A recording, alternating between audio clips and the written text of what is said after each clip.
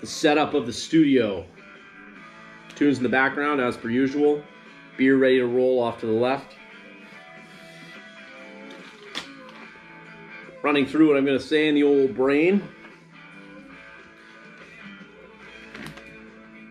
Zoom recorder on. Mic cable ready to rock.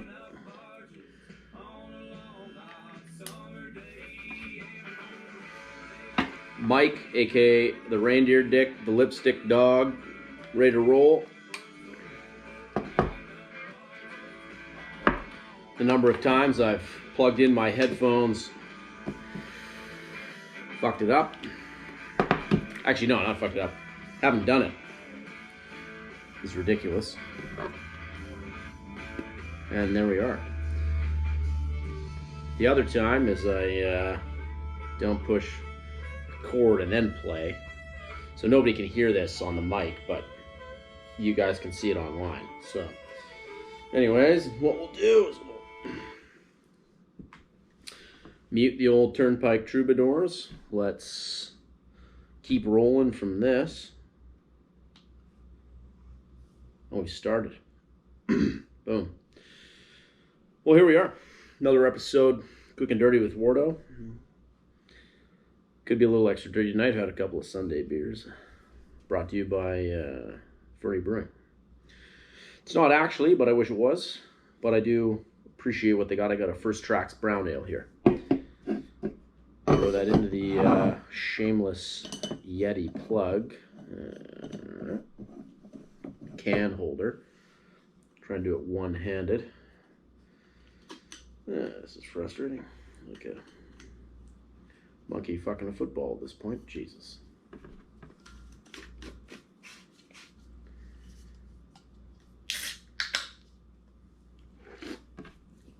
Yeah, there we go. Just needed two appendages for a second. Cheers, you guys. God,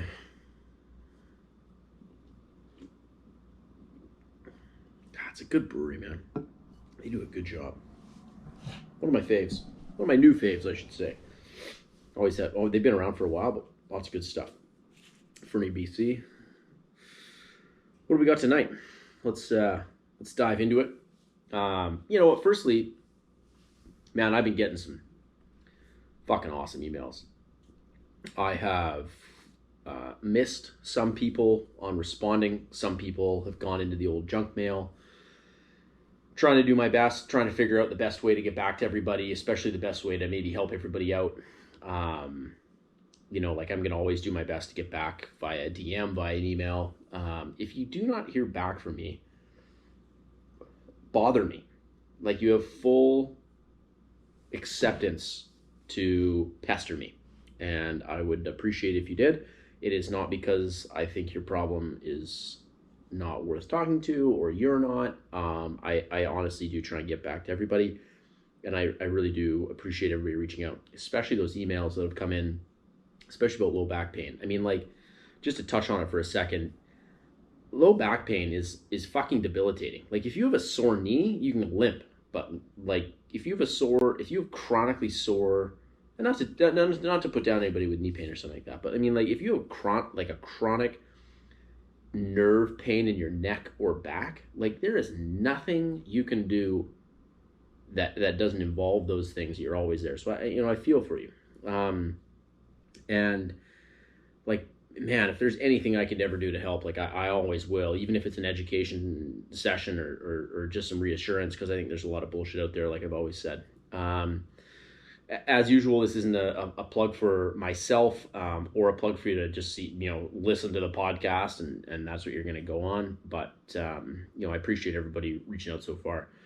Had another couple, just some housekeeping here real quick. I've also had some people reach out about, some microdosing stuff that I posted on my social media page. That's a pretty wild subject. I'm not going to get into it full on for many reasons, but I'm going to plug a company that is close to my heart. Good friend of mine owns it. So there's no There's no kickbacks coming here. There's no financial incentive for me at all. It's just I believe in what they're doing, and that's Microgenics, and they've like insanely kindly given me a discount code. Discount code is Wardo. You can go check them out, and obviously let me fire away with any questions or shoot them any questions. I got some good guys on the crew. What we're talking about today, man, I want to talk about that hiking low back pump. And this is funny because I was actually just up at Yankee's house today and he brought it up and it was on the docket for me to talk about this week. So what this is when you whatever ends up happening, and when I say pump, I mean that burning feeling. And what this ends up being, in my opinion, is a hip extension problem. And now we'll unpack that here a little bit. You throw the pack on, or you go for your first run, or maybe not even your first run, maybe every run, maybe your every hike. Hopefully not, but you never know. And you go for these things. You go for that hike. You go for that run. Even if you go for that walk, and even if it's moderate hike, and you start going uphill, and you kind of get that hot burning across your low back, belt line and up. Nothing shoots down the leg. Nothing is, super sinister. No numbness, weakness, tingling, any of that stuff. We're talking about hot burning, almost like you're, like when you're doing a wall sit and your quads start to burn. And what that is a lack of your hip to extend. Now, I can't remember if I've talked about it on this podcast or if I just talk about it damn near every day in clinic. Regardless, it's the same stuff.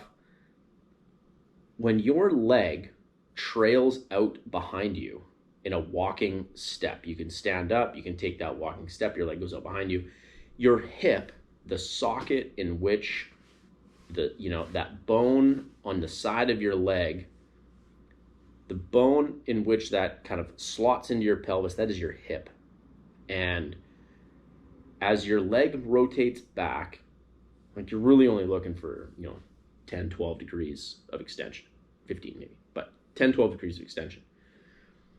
If you do not possess true hip extension, you will, by Jove, pick it up with a dynamic, more anterior pelvic tilt or the static one, and then you will further extend into your low back. And if you stand up, this is like, or even if you're sitting, and this is like when you dump your pelvis forward, or you give yourself like a Kim Kardashian butt, and you have like that big old shelf out the back. That is not fucking functional, let me tell you. And I'm gonna leave it at that. That's too many potential jokes there. So that's more or less your low back picking up for that extension. Now, I mean, this is kind of like goes on to the fable of the tight psoas. If your hips are dumped that way, you might get that low back pump and you might get that pain in the front of the hip. But really what it is like you shouldn't blame, the psoas or your low back muscles. You should blame, your shitty core strength and mechanics. And kind of what that looks like, and it's freaking tough, is the ability to not only control your pelvis with, and there's definitely some research, like if you really go down a deep dive on like that doesn't matter, but like fuck that, I've treated enough people here that I'm no keyboard warrior, that you give them control you give them hip extension, you give them control of their pelvis as they hike, as they move, as they bend, twist, and turn, less low back pain, better performance, because you have less pain, which I think should be obvious. So think about these things. If you're heading out for a hike and you start going out and you're like, oh man, or an early run, you're like, oh man, I'm getting that burning across your low back. A couple of things you can do. If you're good at breathing, you can slow your pace right down, and you want to think about breathing into your waistband. You want to breathe in through your nose and you don't want to fill your chest up. You want to breathe in through your nose, and you want to try and push into where your belt buckle would sit. And out it comes. And that's how you want to maintain that. And obviously, if you're exercising and you're not great at nasal breathing, it's a different topic for another day. But you want to try and breathe in through your mouth, at least, at the bare minimum through your mouth, and you want to push out into like 360 degrees into your waistband of your running shorts, your belt. And I mean, the best fucking thing possible is if you're wearing a pack, you've got your hip belt. And if you push into that pack as you're breathing in, and you can press out, like that you can kind of maintain some brace there. What that also does is it starts to, and you'll have to stay with me on this. And I mean, some of this stuff's just so much easier if you're watching if you're watching on YouTube. As you can imagine that your hips are dumped forward, you can imagine that your lumbar spine, your low back, has more curve. Now, as you breathe in and expand in a 360 motion into your hip belt or your waistband or whatever, your musculature, your airway, your diaphragm and all that stuff is pushing down. It's pushing on your organs, and it's actually, the musculature is actually flattening out the curve in your spine. And that's good. That's what we want. That's how we brace. That yoga bullshit of like, draw your navel in and up for support is fucking garbage. And anybody who wants to come at me about that, I fucking dare you. So what you want to do is, as you push into that, you're pushing in, and that's going, or bracing into your belt or your waistband. You want to try and feel what that tightness maintains. And if you can maintain, that tightness, what it feels like, and then if you can maintain it for a few more steps, and if you can only get a couple steps in, you don't need a ton of relief. Imagine when you're holding your arms out to the side, or you're in a wall sit, and your shoulders are, if your arms are out to the side, or you're in a wall sit or whatever, and those muscles are burning. When you come out of it, those muscles pretty much stop because like they're given a chance to relax, and then they get some more oxygen to them, nutrients flow, blah, blah, blah, blood flows.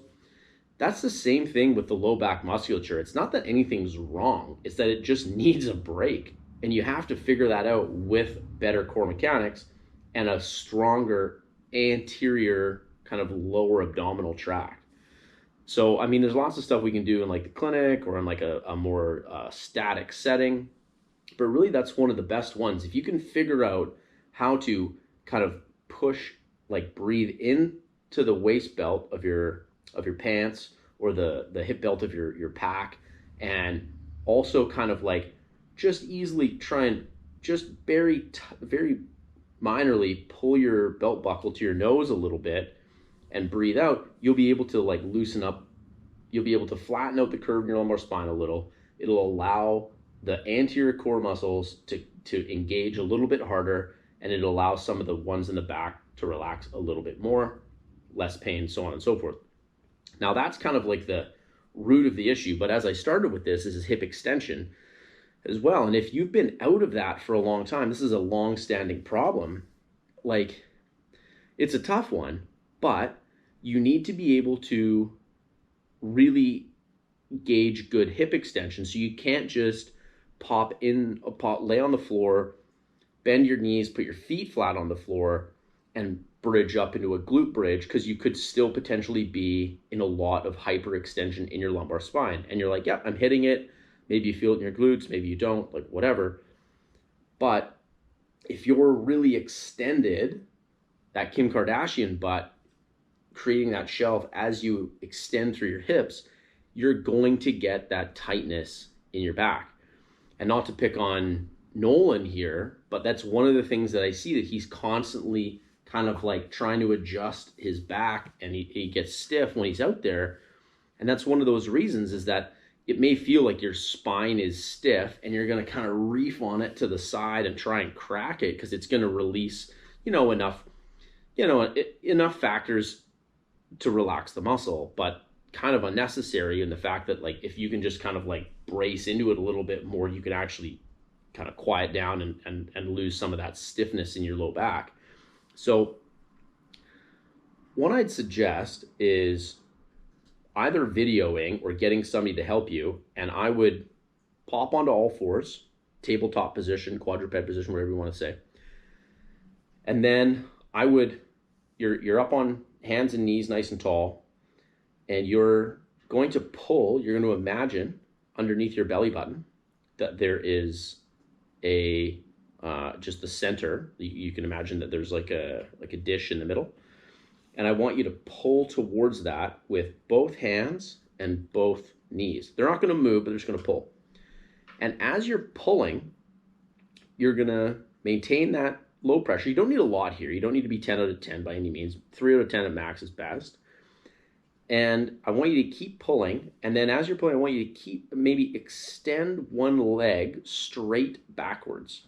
Now you're just going to be pulling with 3, obviously, at this point to that middle center. What that middle center does is create some anterior core stiffness or tension. You're going to keep doing that. You're going to keep trying to pull your belt buckle to your nose. So there's a lot of brain power involved here. And when I get people to do this, they really end up getting like a bit of a brain sweat. And even explaining it, can sometimes get a little much. So as you're kicking back, you just want that heel to go back. You don't need it to go up. And if somebody's there with you, or if you're videoing it, shirt off or whatever, you can see your back very clearly. You don't want as your leg goes back to straight, you do not want your back to arch.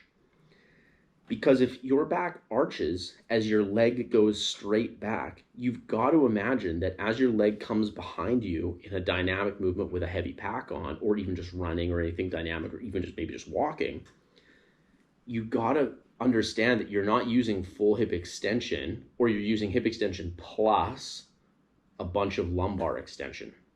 And these are a lot of terms, obviously, but imagine low back kind of goes into the Kim Kardashian mode, the leg goes behind you, the leg doesn't extend backwards as much as you want, and that pattern, that's now a new pattern that your body just learns, and it might be able to put up with it for a long ass time. We're talking years until eventually something else kind of gives, whatever happens. You stop going to the gym a little bit, you get a little weaker in the front, whatever happens. Doesn't matter. You want to try and work on these biomechanics all the time, even if there's no pain. You want to be like, oh yeah, I guess, I should look at that too. So one of those things as well that matters is if your hips don't extend properly, you lose, like glute max is the biggest muscle on your butt, big ass muscle in general, no pun intended. That muscle is the main one for hip extension. Now imagine if you just kind of are doing a bicep curl, and I'm going to pick on some people here that maybe they can look at themselves in the mirror, is they're kind of just shortening the range, barely going up and down. You're not going to get the full strength of the muscle at the end ranges of whatever you need. So then as you're sitting, then as you're standing, all that stuff, you're not going to build the glute the same if you can't hit that end range when the max contraction happens. So if you can take care of the pelvis, and if you can do this test with kicking your legs straight back, that's a great test to see like, hey, am I lacking? Am I able to control my hip versus my low back? That's called kind of differentiation or dissociation between the pelvis, like your low back, and your leg.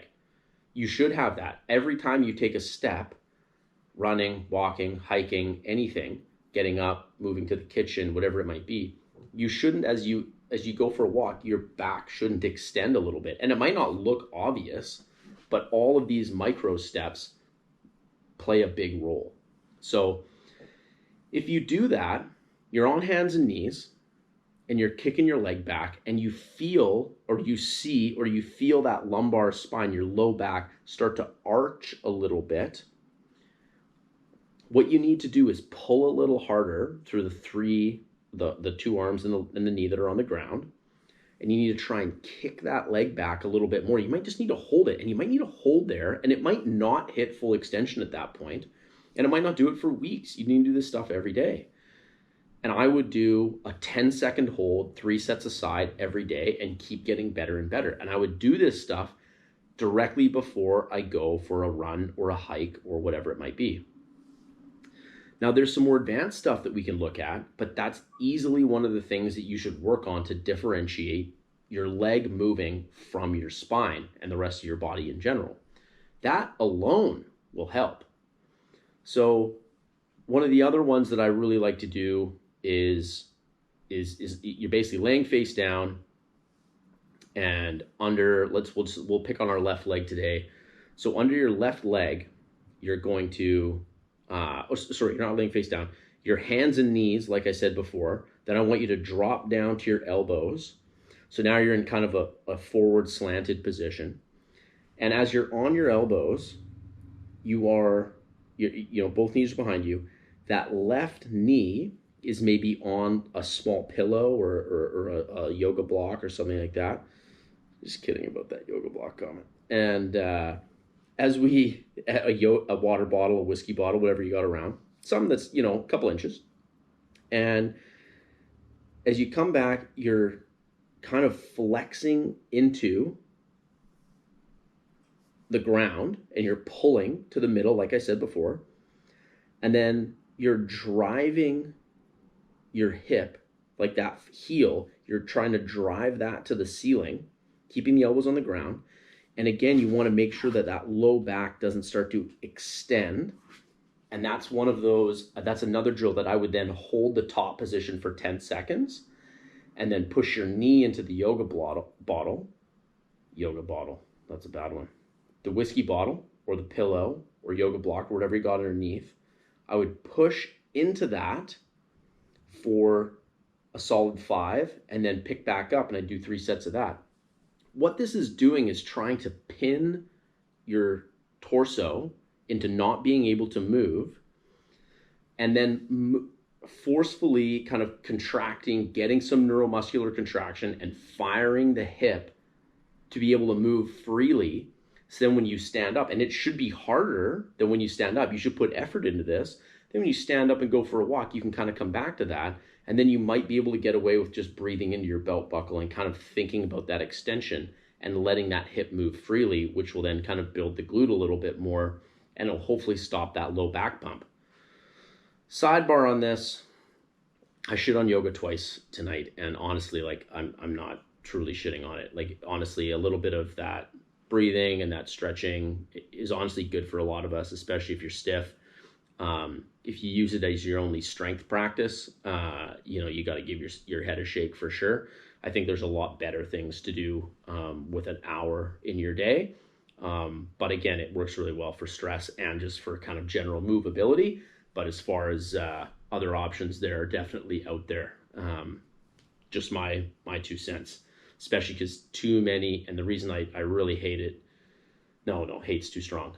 The reason I dislike it is that there's a lot of that in and up bracing, which like I just see just crushes low backs. You think about in and up, that's kind of putting a dent in the can, like I've talked about before. Like if you're standing on an empty can that's full, you could not dented in the sides anyway, you can stand on it, like 200-pound guy, no problem. You put a dent in the side, it folds instantaneously.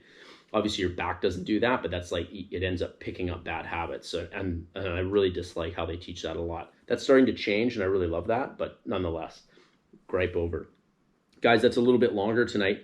I want to, thank everybody again for all the love and all the things. And we're going to keep going on this, man. Any topics, please let me know. If you guys want stories, if you guys want patient stories of people that have needed surgery, not needed surgery, I mean, just let me know. I've got a bunch, or I can at least bring other people on to kind of like share their journeys with you. And cheers. Coming up on Spring Bear up in BC, pushing forward every day. Here we go. Cheers.